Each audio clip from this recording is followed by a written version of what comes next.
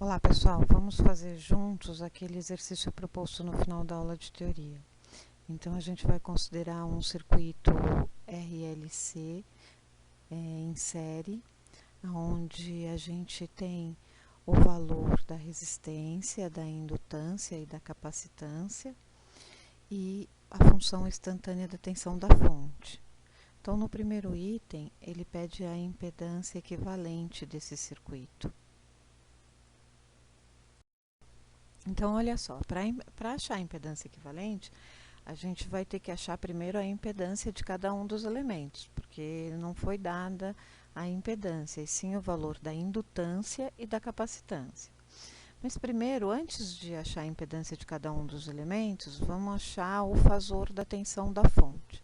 Lembrando como é que a gente extrai a partir da função instantânea o fasor da fonte, a gente vai pegar o valor máximo da função, dividir por raiz de 2 para achar o valor eficaz. E o argumento vai ser a fase inicial do sinal. Então, aqui está o fasor da fonte, 110 com argumento menos 30. Para achar a impedância, a gente vai ter que achar a impedância de cada um dos elementos. Do resistor, a gente sabe que só vai ter parte real e já é dada com o valor 3, então na sua forma polar ele vai ter argumento igual a zero, e na forma retangular só tem a parte real. O XL, o módulo da reatância indutiva, a gente vai achar multiplicando o ômega vezes o valor do L. Então, o ômega a gente vai extrair da função instantânea, vale 377. E o L vale 30 mH. Isso vai resultar num módulo de 11,31, que na sua forma polar vai ter argumento de 90 graus. Lembrando que a reatância indutiva ela é sempre representada no sentido positivo do eixo imaginário. Então, na sua forma retangular, vai ter um valor positivo, 11 mais 11,31 J positivo. Já a reatância capacitiva, o módulo a gente vai achar por 1 sobre ômega C, onde o ômega é sempre o mesmo, né? Então, a gente pega a partir da função instantânea, vale 377, e o valor da capacitância é 300 microfarads. Fazendo essa conta, a gente vai chegar no valor do módulo igual a 8,84, com argumento menos 90 graus. Lembrando que a reatância capacitiva é sempre representada no sentido negativo do eixo imaginário. Então, na sua forma retangular, ela vai valer menos 8,84 J. Agora que a gente já tem o valor da impedância própria de cada um dos elementos, a gente, para achar a impedância equivalente do circuito, como o circuito está em série, a gente vai somar essas impedâncias, né? Então, a gente sabe que o que está no eixo imaginário pode ser contabilizado com o que está no eixo imaginário, assim como o que está no eixo real pode ser contabilizado com o eixo real. Então, fazendo essa contabilidade, a gente vai chegar num valor de impedância de 3 mais 2,47 J. E isso, na sua forma polar, vai ter um módulo de 3,88 com um argumento de 39,5. Esse ângulo para a gente nos traz bastante informação, né? O fato dele ser positivo significa que a impedância equivalente do circuito ela é indutiva. Significa também que a corrente da fonte em relação à tensão da fonte vai estar atrasada de 39,5 graus. Né? No próximo item, ele pede a leitura do amperímetro. A leitura do amperímetro vai ser o módulo do fasor da corrente. Então, se a gente achar o fasor da corrente, o módulo vai ser equivalente à leitura do amperímetro. Então, o fasor da corrente a gente vai achar pela lei de Ohm. Vamos dividir a tensão, o fasor da tensão, dividido pela impedância equivalente que a gente acabou de achar. Então, a tensão a gente já tinha achado, fazendo essa divisão, a gente vai ter uma corrente de 28,35 com um argumento de menos 69,5. Então, como a gente já tinha previsto anteriormente, a corrente está atrasada em relação à tensão de 39,5 graus, né? Se a tensão está no menos 30, a corrente no menos 69,5, isso dá um atraso de 39,5 graus.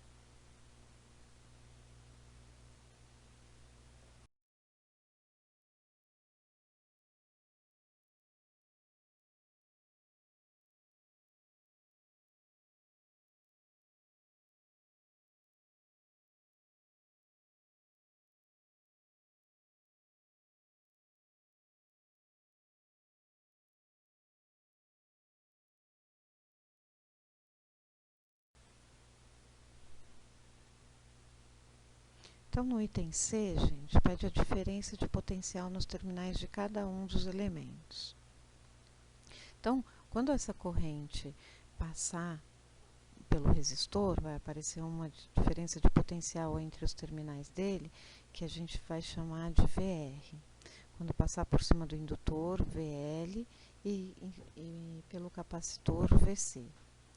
Então, olha só, como a gente vai achar a diferença de potencial nos terminais? De novo, pela lei de Ohm. Vou pegar o fasor da corrente e multiplicar pela impedância do determinado elemento, né? Como é uma multiplicação, a gente vai fazer na forma polar. Então, o valor da corrente a gente já achou no item anterior, vezes o valor da impedância do resistor na sua forma polar. Isso vai dar um valor de 85,05 com um argumento de menos 69,5. Passando por si só, essa já seria a resposta do item. Mas a gente, como vai usar um pouquinho mais para frente, eu converti para a forma retangular também.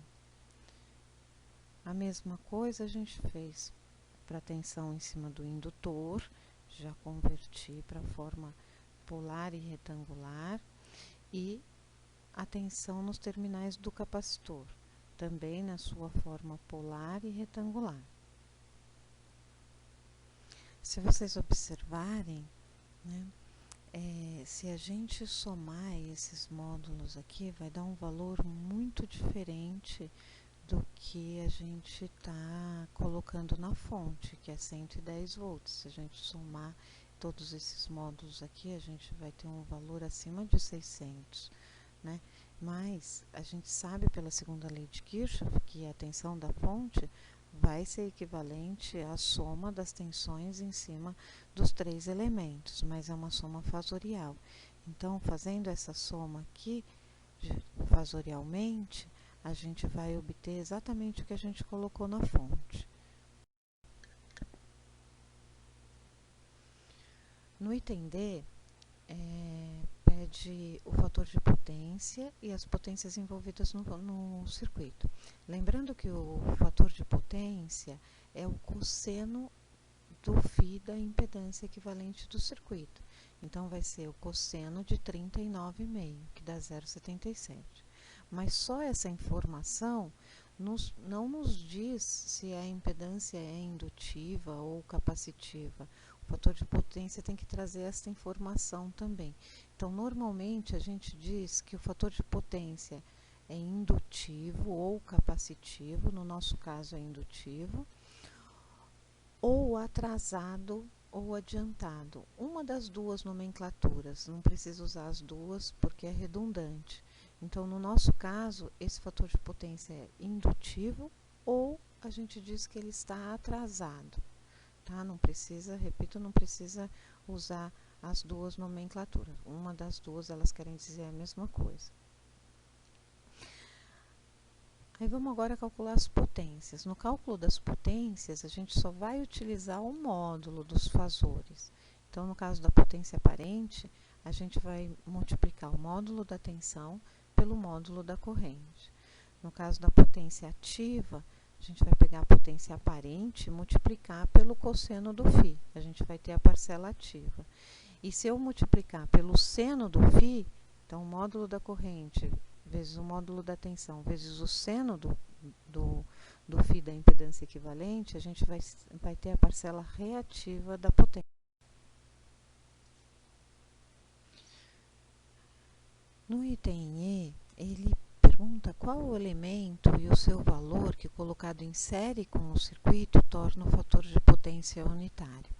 Então, lembrando que para a gente ter um fator de potência unitário, a impedância equivalente do circuito tem que ter um φ igual a zero, para dar um cosseno igual a 1.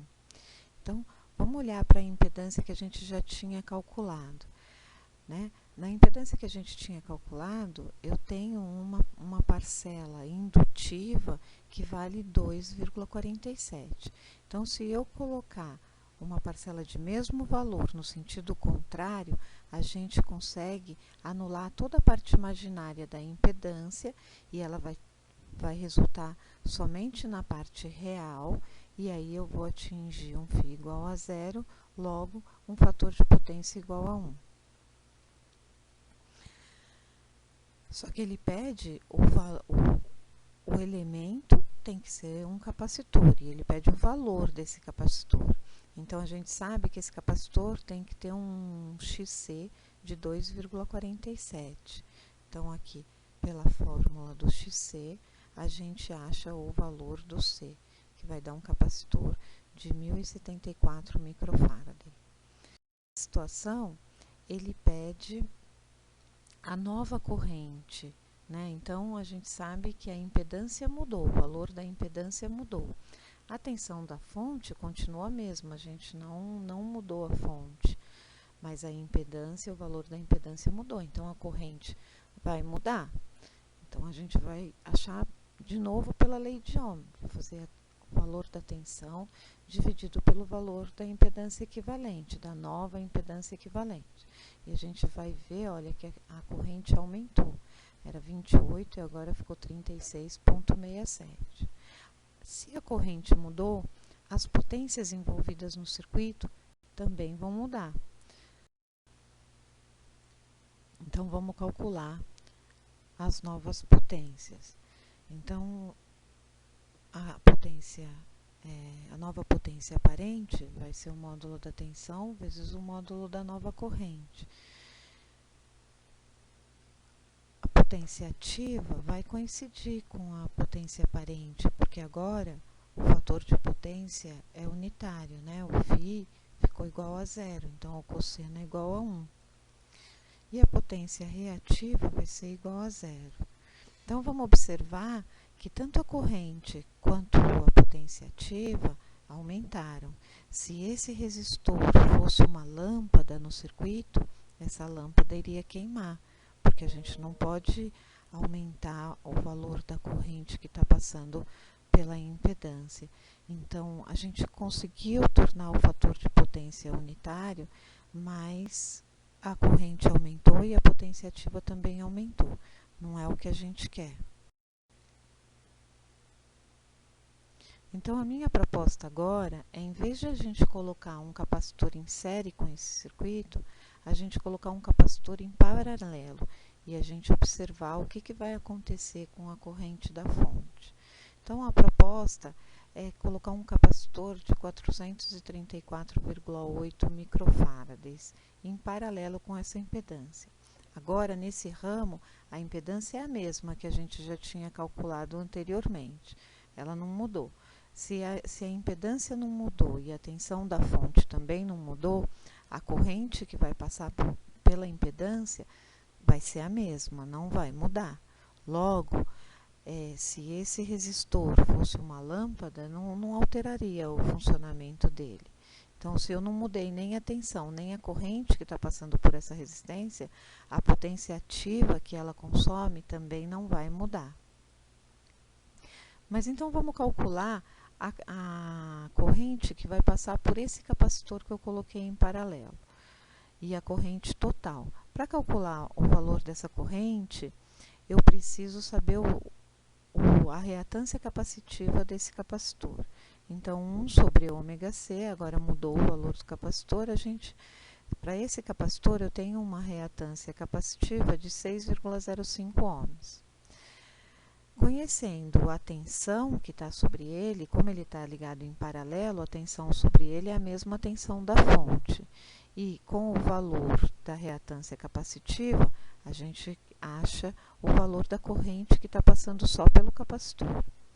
A soma dessas duas correntes, a corrente que está passando pelo capacitor e a corrente que está passando pelaquela nossa impedância, que a gente já achou previamente, a soma dessas duas correntes vai nos dar a corrente total solicitada pela fonte. A gente pode observar que mesmo com uma parcela adicional na corrente, a soma dela, o módulo dessa corrente é menor do que a gente tinha previamente. Então, é esse o objetivo da correção do fator de potência. A gente conseguir diminuir o módulo da corrente solicitada da fonte sem alterar a potência ativa fornecida para a carga. Tá? Então, esse é o objetivo da correção do fator de potência. E isso acontece por quê? Acontece porque eu estou inserindo uma parcela da corrente, mas ela tem uma defasagem maior do que 90 graus. Então, quando a gente soma esses dois fasores, o módulo sempre vai dar menor.